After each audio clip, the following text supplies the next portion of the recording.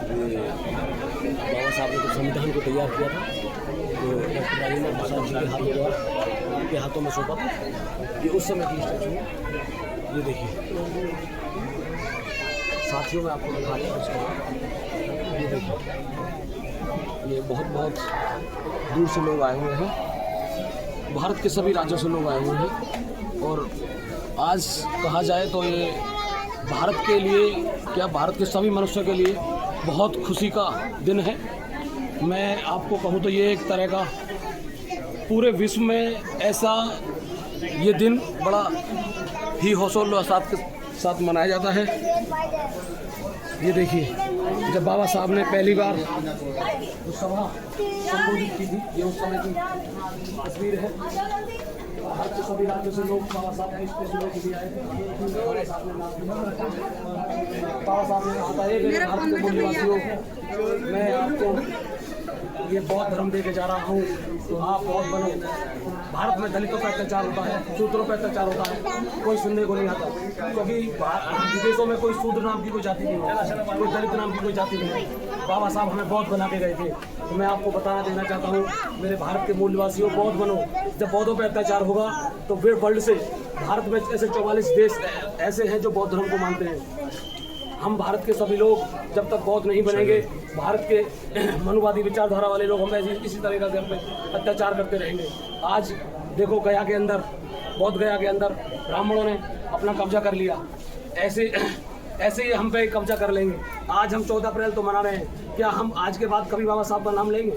जितने भी भारत के बौद्ध विहार हैं, जितने भी भारत के रविदास मंदिर हैं, कबीर मंदिर हैं, वो जिस दिन उनकी त्योहारें मनते हैं उस दिन हम जाते हैं, वरना हम कभी साल में उनको कभी देखने भी नहीं जाते। हमें साल के 365 दिन उन मंदिरों में, उन भवनों में जाना होगा, उनको जिंदा करना होगा और उन्होंने बाबा साहब की प्रतिज्ञाओं का पालन करना होगा। जो बाबा साहब ने 22 प्रतिज्ञाएं ली थी कि मैं कभी भी हिंदू धर्म के देवी देवताओं को नहीं मानूंगा, तो क्या हम ऐसी उन प्रतिज्ञाओं का पालन करते हैं?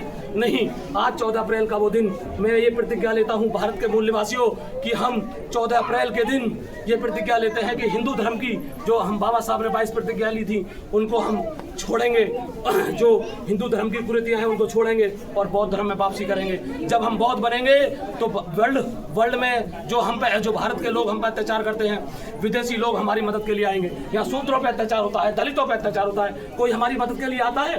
भारत में हम शूद्र हैं, दलित हैं। हम कौन कहता है हम दलित हैं? हम भारत के मूल निवासी हैं, हम भारत के मूल निवासी हैं। अगर कोई आपसे कहता है हम शूद्र हैं, शूद्र कौन होता है? पूछना उससे शूद्र कौन होता है। ये ब्राह्मणों ने, मनु नाम के ब्राह्मण ने मनुस्मृति बनाई, वेद बनाए, वर्ण बनाए, हमको शूद्र बनाया। ब्रह्मा के मुंह से ब्राह्मण पैदा हुए, भुजाओं से क्षत्रिय पैदा हुए, नाभि से वैश्य पैदा हुए, पैरों से शूद्र पैदा हुए। क्या कभी सर से बच्चे पैदा होते हैं क्या? कोई बताओ, सर से बच्चे पैदा होते हैं क्या? तो जब ये मनु व्यवस्था हमको थोप दी गई और हम उस पर भेड़ चाल चले आ रहे हैं। आज 14 अप्रैल के दिन मैं देख रहा हूँ ये बाबा साहब, मैं यहाँ हर साल आता हूँ, हर साल नहीं, महीने में 15 दिन में हर बार आता हूँ, मैं हर संडे को भी आता हूँ मैं, पर मैं देखता हूँ जितनी भीड़ यहाँ आज लगी हुई है। पहले कभी यहाँ आते हो आप?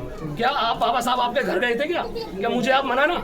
तो आप बाबा साहब को आज के दिन क्यों मनाते हो? साल में 65 दिन मनाना पड़ेगा। साल में 365 दिन बाबा साहब की 22 प्रतिज्ञाओं का पालन करना पड़ेगा। जब तक 22 प्रतिज्ञाओं का पालन अपने घरों में नहीं करेंगे, अपने बच्चों को नहीं कराएंगे, ये मेरे बच्चे हैं, मैं इनको जय भीम बोलना सिखाता हूँ। आपसे अगर कोई राम राम करता है तो जय भीम बोलो, आपसे कोई सलाम करता है तो जय भीम बोलो, आपसे कोई नमस्ते करता है तो जय भीम बोलो। जब तक हमारे डीएनए में हर शब्द पे जय भीम नहीं होगा, जब तक हम भारत के मूल निवासी इस देश को आजाद नहीं कर सकते। हम देश आजाद तो हुआ, हम आज भी गुलाम हैं, हम आज भी गुलाम हैं। गुलाम नहीं है तो बताओ, हमारी बीवियां मंगलसूत्र पहनती हैं, ये टीका लगाती हैं, क्या इससे हमारे स्वास्थ्य की रक्षा होगी? नहीं, हमारी स्वास्थ्य की रक्षा होगी। अपने पतियों से कहो कि जाओ, जो बाबा साहब ने संघर्ष किया था, बाबा साहब ने अपने 4 बच्चे कुर्बान कर दिए। वो क्यों कर दिए? क्योंकि हमारे लिए हमारे बच्चे गुलाम ना हो जाएं, हमारे बच्चे अच्छी शिक्षा पाएं, हमारे बच्चे अच्छे स्कूलों में पढ़ें। इसलिए बाबा साहब ने अपने 4 बच्चे कुर्बान करे थे। इसलिए नहीं करे थे कि तुम जाके मंदिरों में चढ़ावा चढ़ाओ,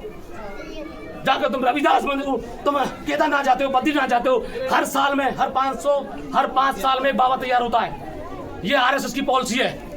तुम कितने बाबा तैयार करते हो बताओ? तुमने कोई बाबा तैयार करा? तुम्हारे इनके इतने बाबा और हमारा एक बाबा नहीं जिला इन पे। इनके इतने बाबा ने झेले हम, और इनका हमारा एक बाबा इन पर झिल नहीं पाया, क्योंकि वो बोल क्या गया था कि भारत में सभी धर्मों को समानता और जीने का अधिकार है। आप अब धर्म की गुलामी में रहोगे।